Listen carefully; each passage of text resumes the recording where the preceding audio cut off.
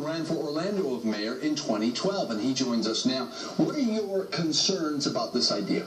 Yeah, well, first of all, Keith, the claims of economic impact are simply not true. In fact, there have been more than 40 recent economic studies from across the country that are indicating no local economic gain, little to no economic gain at the local level from sporting venues that are publicly financed. In fact, even Visit Orlando's analysis for the county exposed no proof of incremental visitation thanks to soccer. So you're just not sure this is going to pay off in the long term?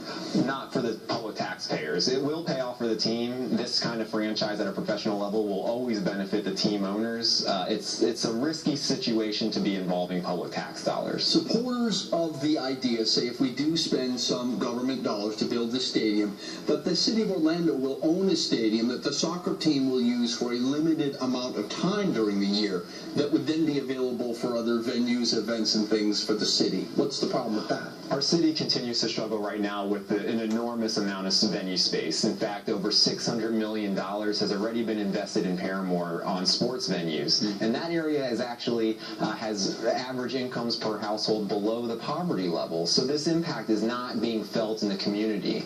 And that's why it's a risky proposition. It's just simply not going to pay off. And the other thing is the soccer team will only play for 17 games in this stadium. That's a whole lot of other days that the city will not have to spend money trying to recruit and bring other sports venues here. And again, we'll be directly competing with the Citrus Bowl and Amway Center. Do you believe that overall that having a pro soccer team here in Orlando will be an economic boom for the larger local economy, for the downtown area? I don't think there's any proof of that. In fact, already in Florida, 2 MLS teams have come and gone. They failed. In fact, nationwide, there is no real market for professional soccer right now, and Orlando needs to realize that as we face our cash-strapped budgets. Down the road, I think the supporters say, well, the folks are going to come from Brazil, they're going to come from Latin America. We know that the Brits love soccer, and they're here all the time.